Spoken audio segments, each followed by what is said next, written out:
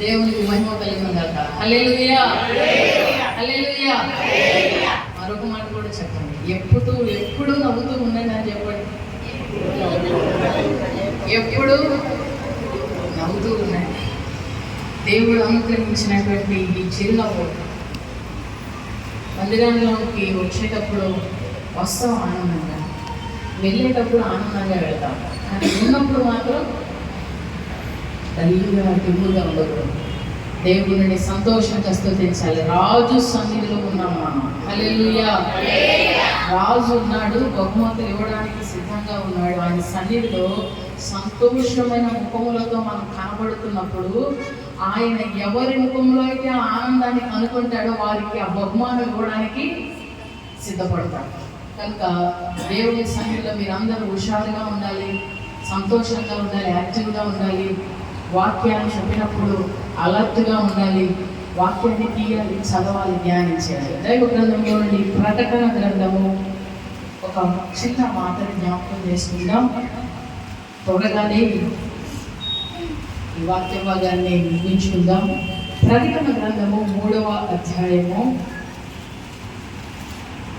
8వ వచనాన్ని చదువుకుందాం.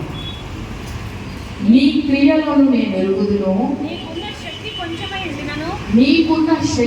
కొంచెమై ఉండినను, నీవు నా వాక్యమును గైకొని నా నామము ఎరుగనలేదు. ఇదిగో తలుపు నీ ఎదుట తీసించున్నాను, దానిని ఎవడును వేయనేరడు. ఇదిగో తలుపుని ఎదుట తీసించున్నాను, దానిని ఎవ్వడును వేయనేరడు. నీ క్రియలను నేను ఎరుగుదును, నీకున్న శక్తి కొంచెమై ఉండినను, నీవు నా వాక్యమును గైకొని నా నామము ఎరుగననలేదు. ఇదిగో తలుపుని ఎదుట తీసించున్నాను, దానిని ఎవడునో వేయలేడు. దేవుడు మన కొరకు తలుపును తీసి ఉంచున్నాడు అని నమ్మిన వారు స్తోత్రం చెప్పండి. హల్లెలూయా. దేవుడు నీ కొరకు ఒక తలుపును తీసి ఉంచున్నాడు. ఏ తలుపు? ఎటువంటి తలుపు అని తెలుసా? ఆ తలుపుకున్న బలం ఎంతో తెలుసా మీకు? మన ఇంటిలో ఉన్న తలుపు బలం ఎంత? మనం అనుకుంటాము ఇంత పెద్ద కాలం కప్ప తీసుకొచ్చి వేశాము, ఎవడు నా తలుపును తీయలేడు అనుకుని దర్జాగా పడుకుంటాం లోపల.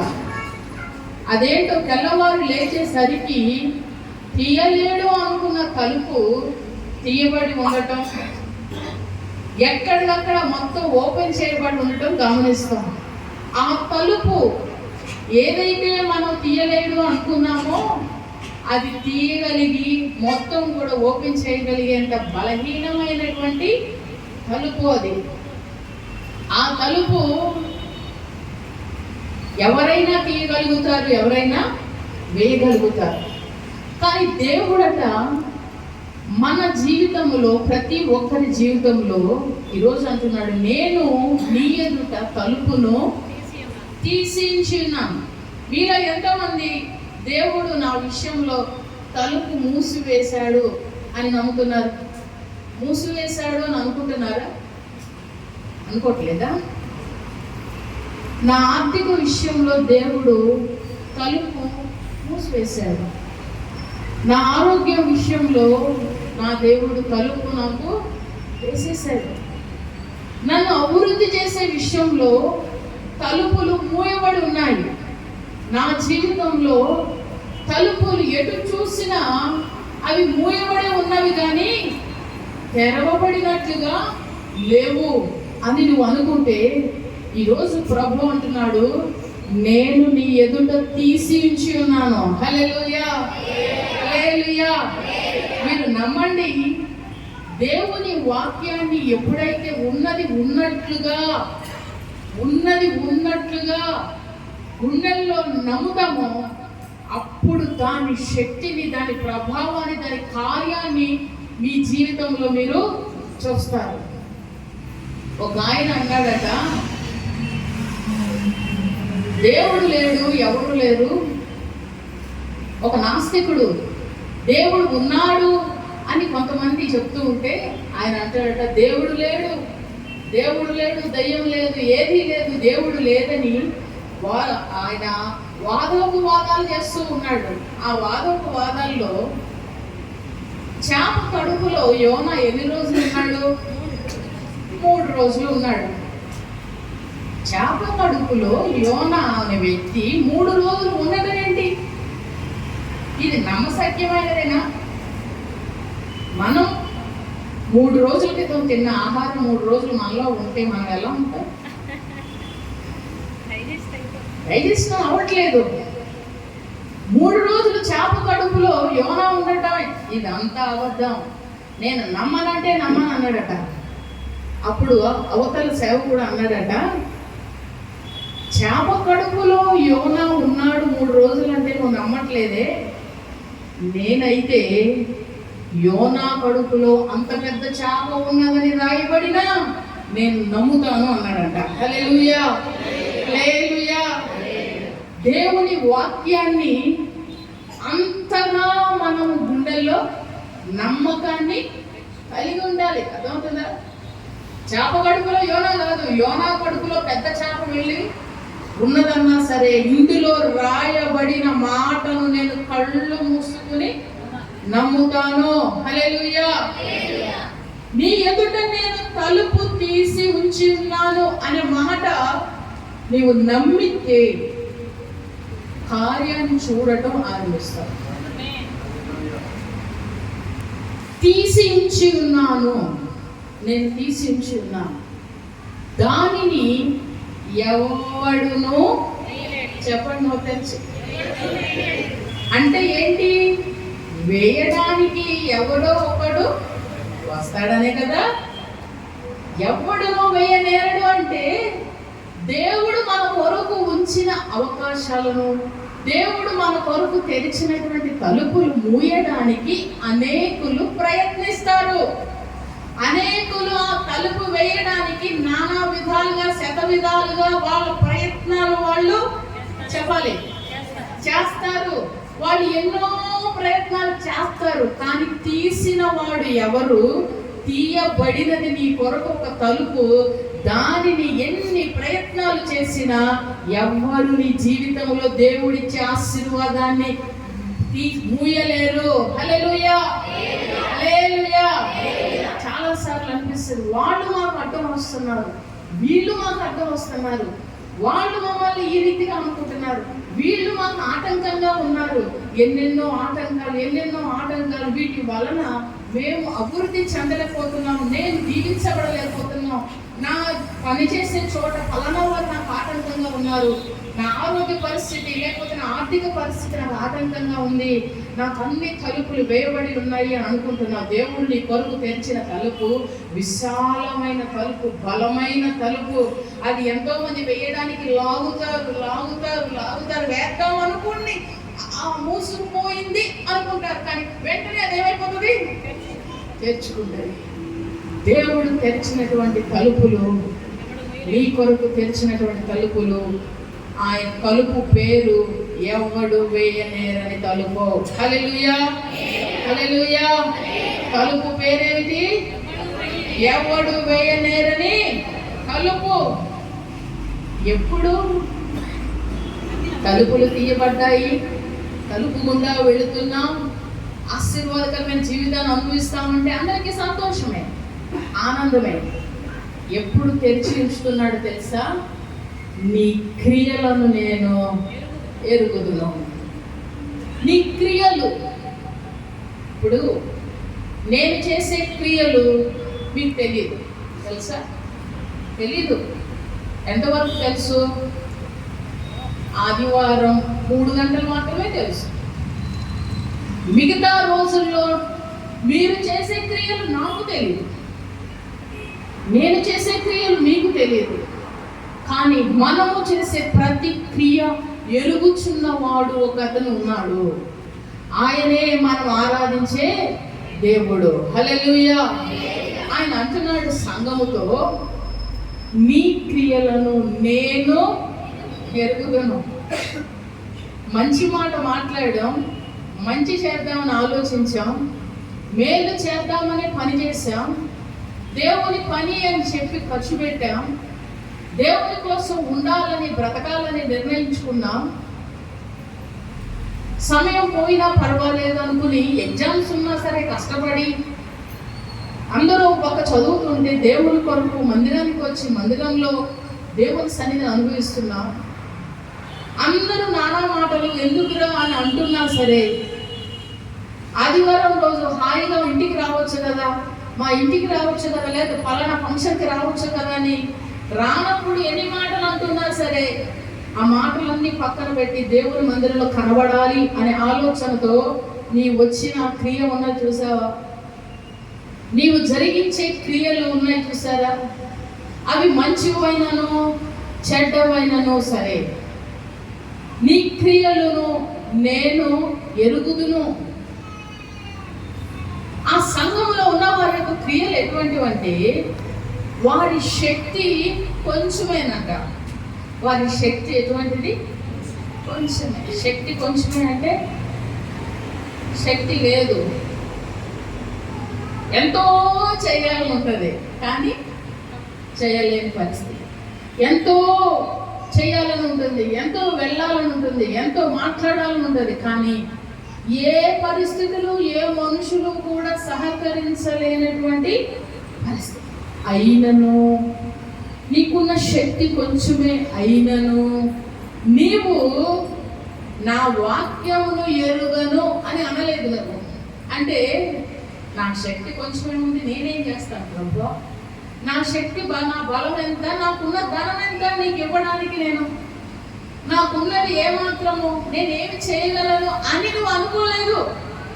నేను చిన్నవాడిని, నా పిల్లలు చిన్నవారే, మేము బలహీనులము, నాకు పాట సరిగా రాదు, మాట్లాడటము సరిగా రాదు అని నువ్వు అనుకోలేదు. నీ శక్తి కొంచెమే, నువ్వు బలహీనుడివే, నువ్వు బలహీనురాలవే. అయినను నీ క్రియలు దేవుని ఎదుట ఎలా ఉన్నావో తెలుసా? నేను బలహీనుడునైనను నాకు బలమిచ్చే దేవుడు ఉన్నాడు అని అనుకుంటూ నీ క్రియలు నా ఎదుట సరి అయినవుగా నువ్వు చేస్తూ ఉన్నావు. హల్లెలూయా. చాలా సార్లు చాలా మంది అనుకునేటువంటి విషయం ఏంటి తెలుసా? నేనేం చేస్తాను, నేనేం చేయగలను. అందరూ ఆ విషయంలో ఏం చేయగలను, నేనేం చేయగలను అనుకుంటే ఎవరు ఏమి చేయలేరు. దేవుని గ్రంథంలో ఉన్నటువంటి వారందరూ కూడా బాగా చేయగలిగిన వారిని, బాగా సత్తా కలిగిన వారిని, బాగా వాక్చాతుర్యం కలిగిన వారిని, బాగా టాలెంటెడ్ కలిగిన వారిని, చెయ్యగలను అనే ధీమా ఉన్న వారిని దేవుడు ముందుకు తీసుకొచ్చి కార్యాలు చేయలేను, నా వల్ల కాదు, నాతో కాదు, నేను రాలేను, నేను ఈ భారాన్ని మోయలేను, నేను ఈ కుటుంబాన్ని నడిపించలేను, ఈ ఉద్యోగం నేను చేయలేను, ఈ పరిచర్య నేను చేయలేను, ఈ యొక్క మార్గంలో నేను నడవలేను, నేను బలహీనుడని అనుకుంటున్న వారిని దేవుడు బలపరిచి ముందుకు తీసుకుని వచ్చాడు. హల్లెలూయా, హల్లెలూయా. మనకున్న శక్తి కొంచెమై ఉండినను మనము ఆయన వాక్యమును ఎవరైతే నాకున్న శక్తి కొంచెమే, నేను ఎంతవరకు చేయగలను అంతవరకు నేను ఇదే చేయగలనా, ఇంతకు మించి ఏమైనా చేయగలనా దేవునికి? ఇలాగే ఇంతవరకే చేయగలనా, ఇంతకు మించి ఏమైనా చేయగలవా? చేయలేవా? మన ఇంటిలో మన బంధువుల వివాహం ఉన్నది, అక్కదో చెల్లిదో తమ్ముడు, నువ్వు ఎంతవరకు చేయగలవు? అందరిలాగా వెళ్ళి కూర్చుని రాగలుగుతావా? ఇంకేమన్నా చేయగలుగుతావా? చేతిలో పైసా లేదు కానీ ఒకటి చేయగలుగుతావు. ఏం చేయగలుగుతావు? వెళ్ళి పెళ్లి పనుల్లో సహకరించగలుగుతావు. లేదు నీకున్న కొద్దో రూపాయి ఉంటే దాన్ని ఇచ్చి తర్వాత ఇవ్వరా అని చెప్పి అనగలుగుతావు. లేదంటే ఇంకెవరినైనా అడిగి నువ్వు చేయగలిగినది నువ్వేం చేస్తావు? చేస్తావు. దేవుని విషయంలో కూడా నువ్వు ఎంతవరకు ప్రార్థన చేయగలవు? ఎంతవరకు చేయగలవు? మనలో మనం సరిపుచ్చుకోవడానికి, ప్రభు నాకు బిజీ అయినా, ఆఫీస్ టైం అయినా, ఖాళీ లేదు ప్రభు, 5 నిమిషాలే ప్రభు, అంతకు మించి చేయలేను అని నువ్వు అనుకుంటావు. కానీ నువ్వు ఎంతవరకు చేయగలవో అది నీకు తెలుసు. నీకున్న టైం కొంచెమే, నీకు ఖాళీ లేదు. నీకున్న టైం కొంచెమే, నీకున్న జ్ఞానం కొంచెమే, నీకున్న తెలివి కొంచెమే. అయినను నీ క్రియలను చూసే దేవుడు ఒక వ్యక్తి ఉన్నాడు. ఆయన నీ కొరకు ఎవ్వరు వేయలేరని తలుపు తీసి ఉంచుతాడు. హల్లెలూయా, హల్లెలూయా. తీసే దేవుడు ఆయన ఉండగా ఎవ్వరు వేయలేనంత తలుపు దేవుడు తీస్తూ ఉన్నప్పుడు మన క్రియల విషయంలో మనం ఎప్పటికప్పుడు ఎలా అయిపోవాలి? మోడిఫై అయిపోవాలి. హల్లెలూయా. మన క్రియలను ఎప్పటికప్పుడు మనం ఏం చేయాలి? ఇంకా ఇంకా ఇంకా ఇంకా ఏమీ లేదు కదా, నీకేమీ లేదు కదా, నువ్వు ఎందుకు అంత విశ్వాసం? నీకు అబ్రహామా, నీకేమీ లేదు కదా, నువ్వు ఎంత పెద్దవాడు అయిపోయావు, నీకెందుకు అంత విశ్వాసం అని అంటే, నా క్రియలు ఎరిగే దేవుడు ఒక వ్యక్తి ఉన్నాడు. నా క్రియలను ఎరిగే దేవుడు ఒక వ్యక్తి ఉన్నాడు. ఆయన చూస్తూ ఉంటాడు, సమస్తమును గమనిస్తూ ఉంటాడు. మనుషులు గమనించలేకపోవచ్చు, చుట్టూనున్న వారు గమనించలేకపోవచ్చు, ఇంటిలో వారు గమనించలేకపోవచ్చు, పాస్టర్ గారు గమనించలేకపోవచ్చు, కానీ దేవుడు నీ ప్రతి క్రియను ఆయన గమనిస్తున్నాడు. కనుక నీవు చేసే ప్రతి కార్యము ఎలా ఉండాలి? చూసే దేవుడు ఉన్నాడు అన్నట్టే ప్రతి విషయంలో ప్రవర్తించినట్లయితే అద్భుతమైన ద్వారం నీ కొరకు దేవుడు తీసి ఉంచుతున్నాడు. హల్లెలూయా, హల్లెలూయా. ఎప్పుడు దైవ గ్రంథంలో ఒక మంచి ఉదాహరణ మీకు చూపిస్తాను చూడండి. ఆది కాండము 26వ అధ్యాయము, ఆది కాండము 26వ అధ్యాయము 18వ వాక్యంలో 18వ వచనం చదువుదాం. అప్పుడు తన తండ్రి అయిన అబ్రహాము దినములలో త్రవ్విన నీళ్ల బావులు ఇస్సాకు తిరిగి తవ్వించెను. ఏలయనగా అబ్రహాము మృతి పొందిన తరువాత ఫిలిష్తీయులు వాటిని పూడ్చివేసిరి.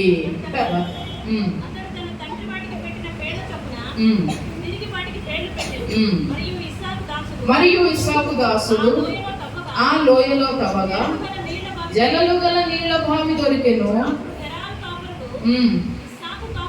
ఇస్సాకు కాపర్లతో జగడమాడి ఇది మాదే అని చెప్పారు కనుక కలహించినందున పేరు పెట్టాను. 22వ వాక్యం. అతడు అక్కడ నుండి వెళ్ళి మరి ఒక బావి తవ్వించెను.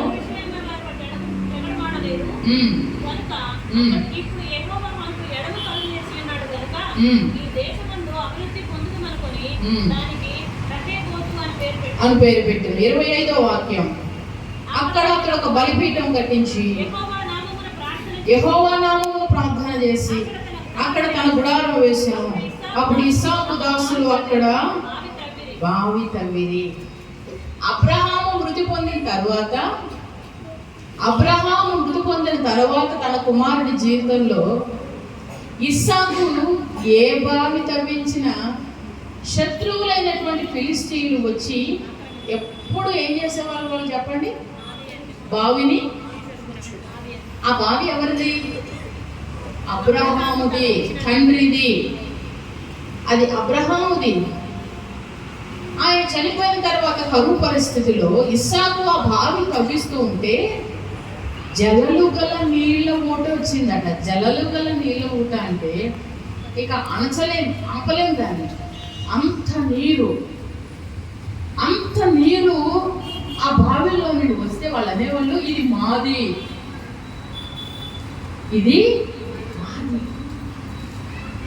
ఇస్సాకు మనస్తత్వం గొడవ పెట్టుకునే మనస్తత్వం కాదేమో. మాది అనగానే ఏమీ మాట్లాడలా. కొంతమంది నిజంగానే హక్కున్నవాడు కూడా అంత గట్టిగా పోరాడు. ఆ భూమి మీద కానీ, ఆ స్థలం మీద కానీ, లేకపోతే ఆ వ్యక్తి మీద కానీ పక్కవారు అన్యాయంగా స్వాధీనం చేసుకోవాలి అనుకునే వారు మాట్లాడే హక్కు పూర్వకమైన మాటలు ఉంటే చూస్తారు. ఇది మాది, ఇది నాది, అన్యాయంగా మాది అని చెప్తే సైడ్కి వచ్చేసాడు. సరే అని వదిలేసి మళ్ళా ఇంకో బావి తవ్వాడు. అక్కడ కూడా వచ్చి ఏమంటున్నారు తెలుసా? ఇది మాది. అబ్రహాము యొక్క ఆశీర్వాదానికి వారసుడుగా పిలువబడిన ఇస్సాకు జీవితంలో ఇస్సాకుకు ఆశీర్వాదం ఇవ్వడానికి దేవుడు తలుపు తీసి ఉంచాడు. అయితే ఆ తలుపును వేయడానికి ఫిలిష్తీయులైన వారు ఏం చేస్తున్నారు? మూసేస్తా ఉన్నారు. ఇది మాది అంటున్నారు. ఇస్సాకుకి ఏమీ అర్థం కావట్లేదు. ఇది మాది. ఇలా ఉన్నారు. 2-3 సార్లు జరుగుతూ వచ్చింది. తర్వాత అతను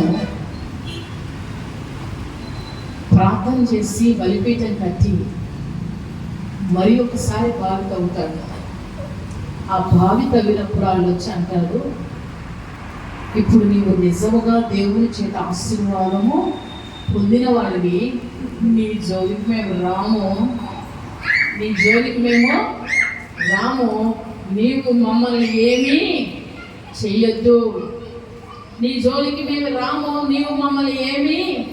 చెయ్యొద్దు.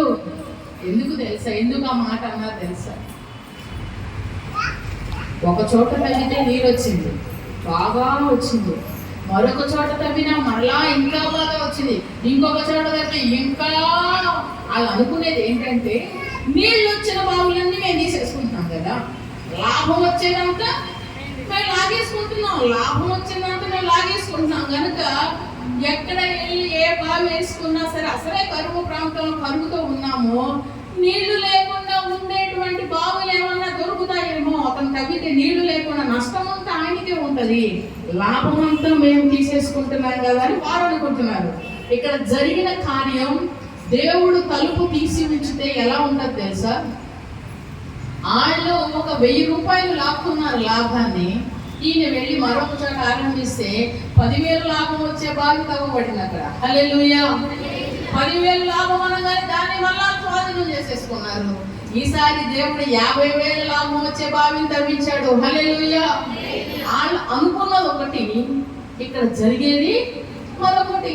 వాళ్ళు అనుకున్నది ఏంటి? శత్రువులు క్రమక్రమముగా 1000 నుండి 500కు, 500 నుండి 400కు, 10 రూపాయలకు దిగుతాడు అనుకుంటే 50,000, 1,00,000 అంటే లాభకరమైన దిశలో, ఆశీర్వాదకరమైన దిశలో, అభివృద్ధికరమైన దిశలో ఇస్సాకు వెళుతుంటే వాళ్ళకి అర్థమైంది ఏంటి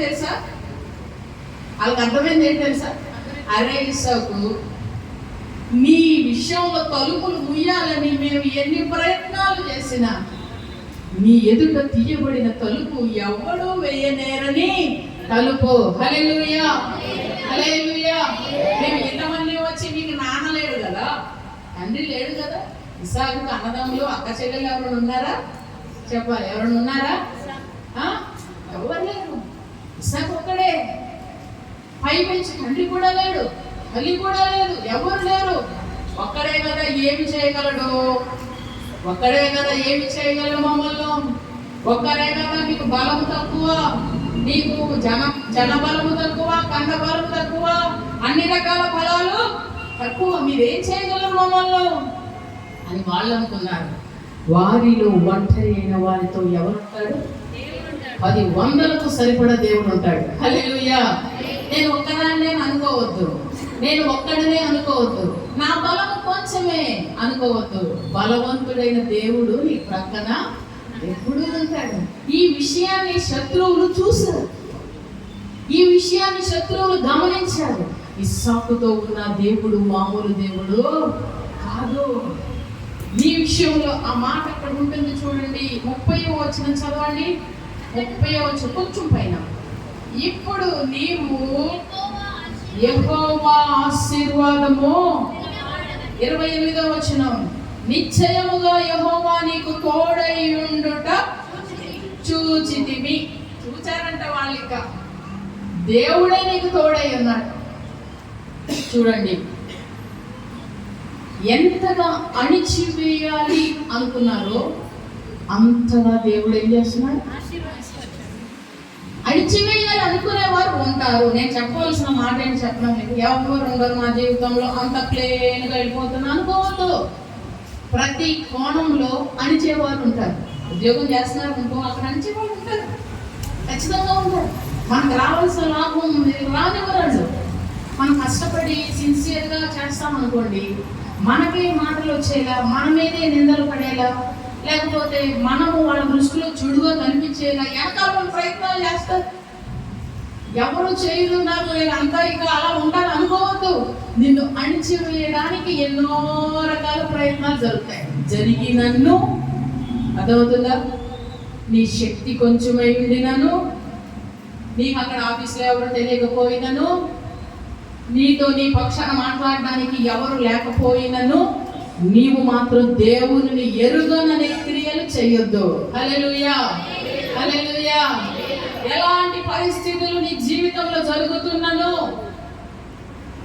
నీకు రావాల్సిన అవకాశాలు మూసివేస్తున్నాను,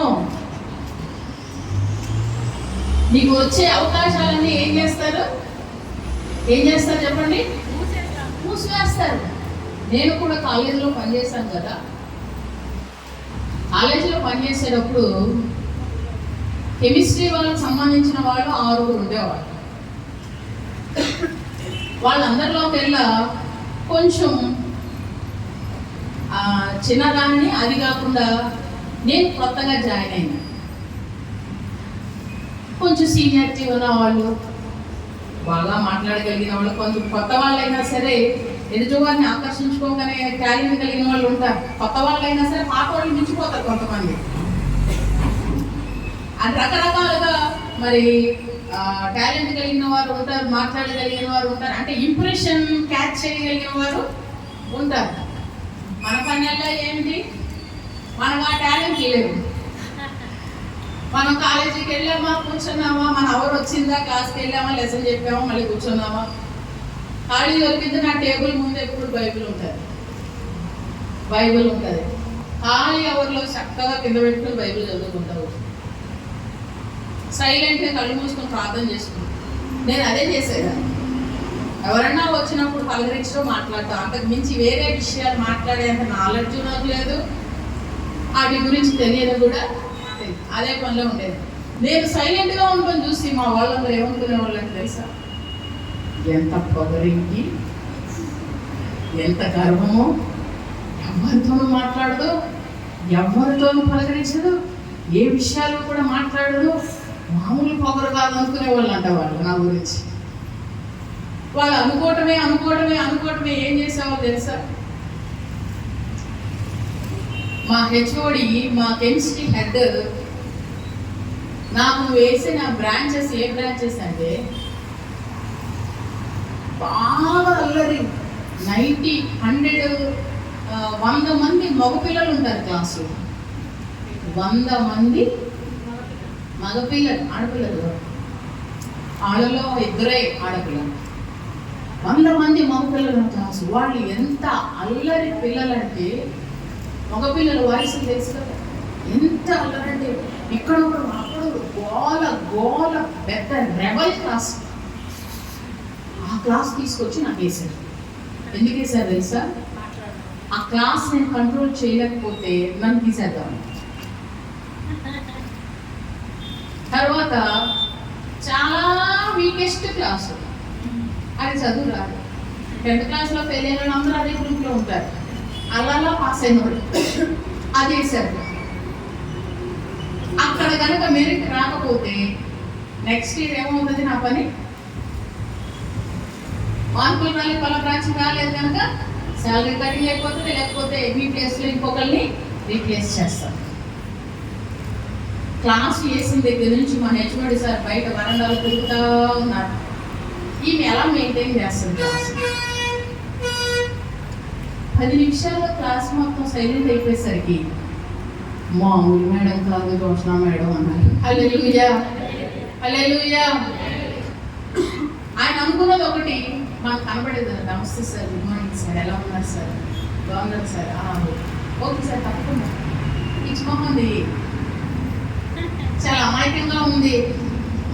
క్లాస్ మెయింటైన్ నాకు మించిన వారు, నాకన్నా బాగా చెప్పగలిగిన వారు, బాగా టాలెంటెడ్ సబ్జెక్ట్ ఫుల్గా ఉన్నవారు ఉన్నారు, వచ్చారు అక్కడ ఇంటర్వ్యూకి. మా హెచ్ఓడి సార్కి నేను నచ్చలేదు, వాస్తవం అది. మా హెచ్ఓడి సార్కి నేను నచ్చలేదు, ప్రిన్సిపల్ గారికి నచ్చాను. హెచ్ఓడి సార్ నన్ను తీసేసి వేరే ఆమెను పెడదామని ఆయనకు రికమెండ్ చేసిన వారు ఉన్నారు, ఆయన రికమెండ్ చేసే క్యాండిడేట్ ఉన్నారు అక్కడ. ఏదైనా ఒక కోణంలో పక్కకు తప్పిద్దామని ఆయన చూస్తూ ఉన్నారు. కానీ ప్రతి కోణంలో కూడా అక్కడ ఏం కలుగుతూ వస్తుంది, జయం కలుగుతూ వచ్చింది. ఎన్ని విధాలుగా స్కూల్స్లో కానీ కాలేజెస్లో పనిచేసిన వాళ్ళకి తెలుస్తుంది ఎంత పాలిటిక్స్ ఉంటాయి తెలుసా.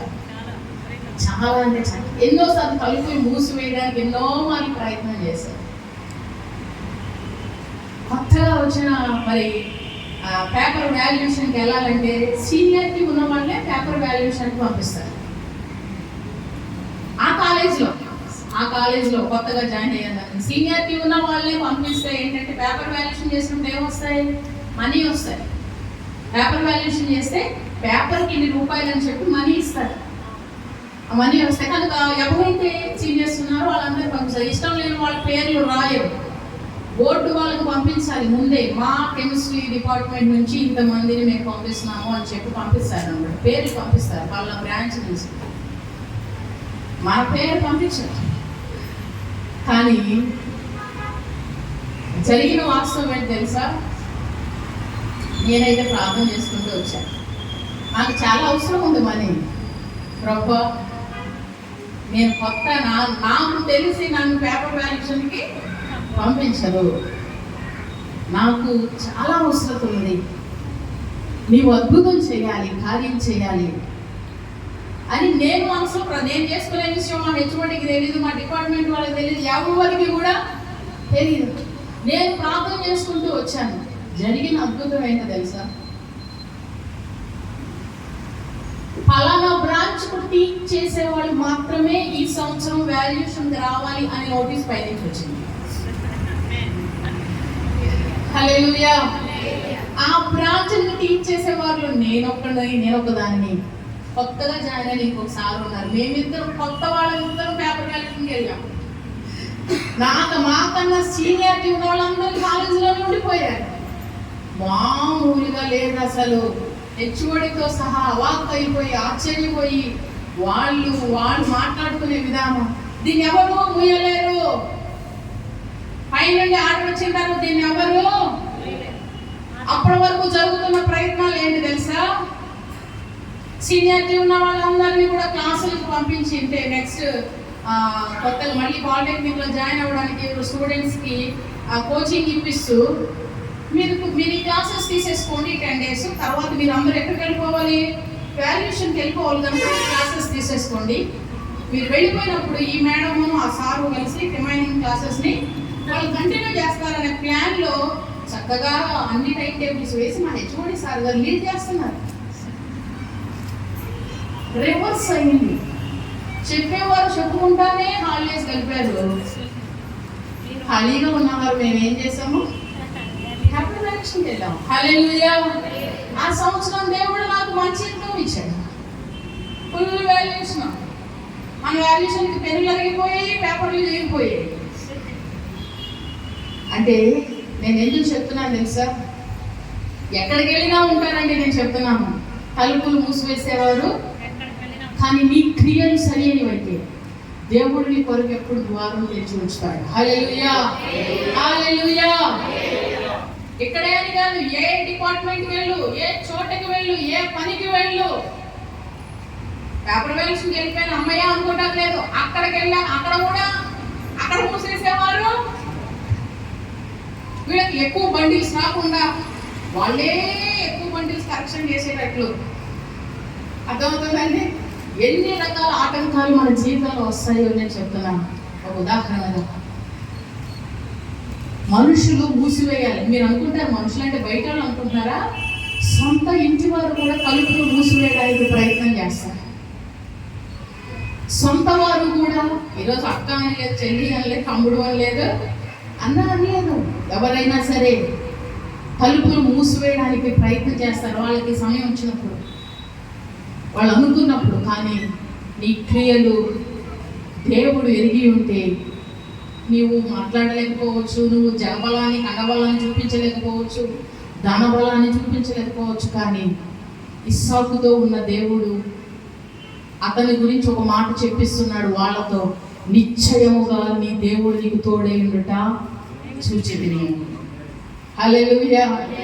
దేవుడు తలుపు తీసి ఉంచితే ఒక రోజు వాళ్ళు సాక్ష్యం ఇస్తారు. వాళ్ళు అనుకుంటారు, మీరు అనుకుంటారు మాతో ఎవరు చెప్పలేదు బ్రదర్ సిస్టర్ అని, ఎవరు చెప్పరు. వాళ్ళు అనుకుంటారు ఎంతగా మనం అడిచేద్దాం అనుకున్నామే, కానీ వీళ్ళు అంతకంతకు ఏమవుతున్నారు, పైకి వెళ్ళిపోతున్నారు, అంతకంతకు ప్రబలుతున్నారు. మరొక ఉదాహరణ చెప్పనా, మోషే ఎదుట దేవుడు పెద్ద ద్వారాన్ని వేసి ఉంచాడు. మోషే ఎదుట మోషేని దేవుడు ఏర్పాటు చేసుకున్నాడు. మోషేని దేవుడు గర్భంలో ఉండగానే దేవుడు ఏర్పాటు చేసుకుని ఏర్పాటులో మోషే ఉన్నాడు. కానీ దేవుని సంకల్పాన్ని తారుమారు చేయడానికి, దేవుని సంకల్పాన్ని మొత్తం చేతవేయడానికి ప్రయత్నాలు ఎక్కడి నుండి మొదలయ్యాయి? రాజుగారి వద్ద నుండి మొదలయ్యాయి, ఫరో యొద్ద నుండి మొదలయ్యాయి. ఫరో ఏం చేశాడు చెప్పండి? పిల్లలందరినీ చిన్న బాల్యంలోనే శిశువుగా ఉండగానే తలుపు పూర్తిగా మూసివేసే ఒక ప్రయత్నం. ఆ ప్రయత్నంలో దేవుడు మోషేను ఏం చేశాడు? కాపాడాడు. హల్లెలూయా, హల్లెలూయా. చాలా మంది చనిపోయారా? చనిపోలేదా? చనిపోయారు. దేవుడు మోషేను కాపాడిన తర్వాత కాపాడబడినట్టే ఉందా? నీటిలో వేయబడిన తర్వాత ఏమైపోవాలి? కొన్ని రోజులు చనిపోవాల్సిన పరిస్థితి. తలుపు తీసి ఉంచితే నీకెప్పుడు దేవుడు అవకాశాలు తగ్గుతూనే ఉంటాడు. హల్లెలూయా.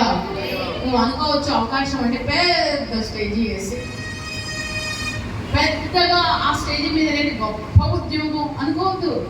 ప్రతి చిన్న అవకాశాన్ని దేవుడిచ్చిన అవకాశంగా భావించి సద్వినియోగం చేసుకుంటే చిన్న చిన్న మెట్టు నుండి దేవుడు తెరిచిన తలుపు యొద్దకు తీసుకెళ్తాడు దేవుడు. హల్లెలూయా, హల్లెలూయా. చిన్న చిన్నవే 10 మంది ఉన్నారు, పాటలు ఏం పాడతాం, 10 మందికి వాక్యం ఏం చెప్తాం? ఇద్దరే ఉన్నారు, వాక్యం ఏం చెప్తాం? కుటుంబ ప్రార్థన, ఫ్యామిలీ ప్రేయర్. ఎవరైనా ఒక గృహానికి వెళ్ళాం, అక్కడ వాక్యం ఏం చెప్తాం? దేవుడు నన్ను పిలుచుకున్నాడు, దేవుడు నన్ను ఏర్పాటు చేసుకున్నాడు కనుక పెద్ద స్టేజీ మీద వాక్యం చెప్తాము అని అనుకోకూడదు. అబ్బా నా ఫ్రెండ్కి 30,000 40,000 జీతం ఉంది, నాకు స్టార్టింగ్ 3,000 జీతమే, ఎలా చేయాలి అనుకోవద్దు. దేవుడు నీకు తెరిచిన అవకాశాన్ని నీవు చక్కగా సద్వినియోగం చేసుకుంటూ దేవుడు ఎరిగి ఉండే క్రియలు చేస్తూ ఉండు. దేవుని నామమును ఎరగను అనొద్దు. ఎప్పుడు? 3,000 జీతం ఉన్నప్పుడు, 3,000 జీతం ఉన్నప్పుడు, తక్కువ స్థితి ఉన్నప్పుడు, తక్కువ శక్తి ఉన్నప్పుడు ఇంకిప్పుడేం చేస్తాం? దేవునికి నమ్మకంగా ఇప్పుడేమిస్తాం? దేవునికి నమ్మకంగా అనొద్దు. నీవు చిన్న స్థాయిలో నీవు ఎలా ఉంటున్నావో చూస్తున్నాడు దేవుడు.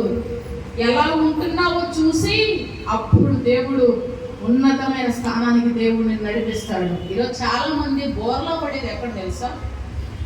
తెలియకుండానే పడిపోయేది, తెలియకుండానే తలుపులు తాళ్ళే వేసుకుంటారు. కారణం ఏంటి తెలుసా? దేవుడు ఇచ్చే చిన్న ఆశీర్వాదన ఇదే పెద్ద ఆశీర్వాదం ఏంటి అనుకుంటారు, ఇదో పెద్ద దీవెన ఏంటి. దేవుడు ఏది ఇచ్చినా ఎప్పుడు వాళ్ళ హృదయంలో తృప్తి అనేది, సంతోషం అనేది ఉండదు. ఒక దేవుణ్ణి స్తుతించడం అనే కార్యమే ఉండదు. ఎప్పుడు కూడా ఇచ్చాడులే, చేశాడులే, ఎప్పుడు ఇదే. ఎప్పుడు కూడా దేవుని విషయంలో దేవుని గొప్పతనాన్ని తక్కువ చేసి మాట్లాడతారు. దేవుడు నీ జీవితంలో చేసిన దాన్ని ఇతరులతో ఎప్పుడు కంపారిజన్ చేసుకోవద్దు. నీకు వాళ్ళ ముఖానికి వాళ్ళు నీ ముఖానికి తేడా ఉందా లేదా? ఒకటేనా ఇద్దరు? మరి అలాంటప్పుడు నీ జీవితంలో దేవుడు ఏమనుకుంటున్నాడో వారి జీవితంలో దేవుడు ఏమనుకుంటు, ప్రతి ఒక్కరికి ఒక వ్యత్యాసం ఉన్నది. అందరూ ఒకే రీతిగా దేవుడు నడిపించాడు. ఆయన ఆలోచనలు బట్టి దేవుడిని నడిపిస్తాడు. మోషే జీవితంలో తలుపులు తీయడానికి రాజుగారే దిగి వచ్చారు. కానీ అదే తలుపు దేవుడు రాణి ముఖంగా, రాణి ద్వారా ఏం చేశాడు? మరలా తను అనుకున్న దాన్ని దేవుడు మోషే ద్వారా చేసి చూపించాడు. మనుషులు మూసే తలుపులు కొన్నే మూస్తారు, అద్దం మూస్తారండి. చెప్పండి, అద్దం మూయగల వాళ్ళు ప్రయత్నం చేసి చేసి చేసి చేసి చివరికి అలసిపోతారు. ఉదాహరణ చెప్పాలంటే ఒక 100 తలుపులు దేవుడిని ఎదుట తెరిచుంచాడు. 100 తలుపులు దేవుడు తెరిచుంచాడు. మూయడానికి మన ఆఫీసులే కావచ్చు, మన పక్క వారు, మన ఇంటి వారు కావచ్చు, ఎవరైనా కావచ్చు, ఒక 30 తలుపులు 40 తలుపులు మూసేశారు. కానీ దేవుడు 40 మూసారా? 40కి ఇంకా ఎన్ని తెరుస్తాడు? 100 కాకుండా ఇంకో 400 తెరుస్తాడు. హల్లెలూయా! నువ్వు ఎంతసేపు ఈ తలుపు వేశాడు, ఈ తలుపు వేశాడు, 40 తలుపు వేశాడు, 40 తలుపు నా తలుపు వేసేసారు. మూసే కొన్నే, తెరిచేవి అనేకములు. హల్లెలూయా! అనుకున్నారా? నేను చెప్పుకోవడమేనా? దేవుని వాక్యాన్ని నమ్మండి. ప్రతి విషయంలో కూడా దేవుని వాక్యాన్ని, నీ తలుపు నీదిగో నీ ఎదుట తలుపు నేను చదువు విషయంలోనైనా, ఉద్యోగ విషయంలో, కుటుంబ విషయాల్లో దేవుని ఎదుట నమ్మకంగా దేవుని క్రియలు చేయండి. నమ్మకంగా. అర్థమవుతుందండి? ఎవరో చూస్తున్నారనద్దు, నమ్మకంగా నమ్మకంగా. ఒకరోజు ఇస్సాకు చెప్పిన ఒక సాక్ష్యమే, ఇస్సాకు విషయంలో మాట్లాడిన మాటలు నువ్వు వినబోతున్నావు. హల్లెలూయా! హల్లెలూయా! హల్లెలూయా! నమ్ముతున్నారా? కళ్ళు మూసుకోనండి, ప్రార్థన చేస్తాను.